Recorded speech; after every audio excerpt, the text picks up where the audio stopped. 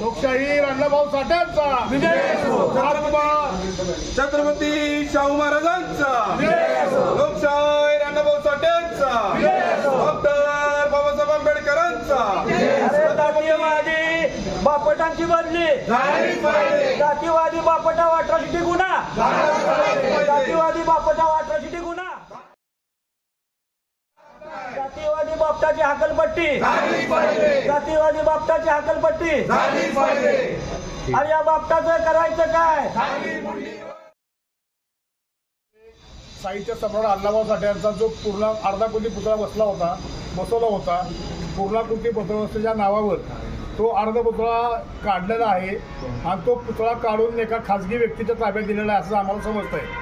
त्यामुळं तो पुतळा तात्काळ सरकारनं ताब्यात घ्यावा आणि शासन दरबारी तो पुतळा जमा करावा किंवा तो पुतळा साताऱ्याच्या शिवसंग्रामला जमा करावा अशी आमची आग्रही मान्य आहे। आणि अनेक वर्ष एकाच ठिकाणी राहणाऱ्या आणि मोगरीनं काम करणारे सीओ अभिजित बापट एक तात्काळ बदली करून त्यांच्यावर निलंबनाची कारवाई करावी अशा मागणीसाठी सातारा शहर आणि परिसरातील जिल्ह्यातील प्रमुख कार्यकर्ते या ठिकाणी आम्ही कलेक्टर साहेबांना निवेदन दिलेलं आहे। आमची मागणी आहे की आपण नगरपालिकेचे नोकर आहात, मालक नाही आहे। त्यामुळं आपण नगरपालिकेचं काम करताना समाजातील कार्यकर्त्यांना विचारात घेऊन काही लोकांना जवळ घेऊन त्याचं वाटणं करण्याच्या सामाजिक बांधिलकीतून आपण काम करावं अशा अपेक्षा व्यक्त करतो। त्यांनी जे बोलले ते बोल नका खाली घ्या बस। आज या ठिकाणी जिल्हाधिकारी पाटील यांना अण्णाभाऊंच्या पुतळा विक्री प्रकरणी आम्ही आज निवेदन दिलेलं आहे। आज या ठिकाणी माजी नगरसेवक अमर गायकवाड आहेत, वाघमारे आहेत, आमचे गणेश वाघमारे, प्रकाश फरांदे आहेत, हिमंताई शिंदे, सविता टनशे, डॉक्टर रमाकांत साठे, मंगेश चव्हाण, ओंकार पवार, त्याचबरोबर या ठिकाणी सर्व जिल्ह्यातील पदाधिकारी उपस्थित आहेत।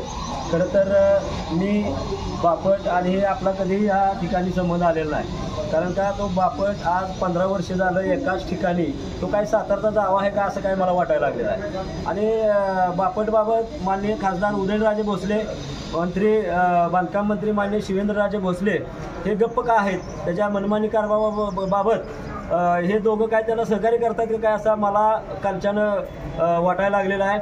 आणि अभिजित बापटनी जो काय अण्णाभाऊंचा पुतळा अर्धाकृती पुतळा जो शासकीय कार्यालयामध्ये ठेवायला पाहिजे होता, मात्र ते एका गाडीच्या डिगीमध्ये घालून पुतळ्याची तो दिलेला आहे एखाद्या खाजगी संस्थेला।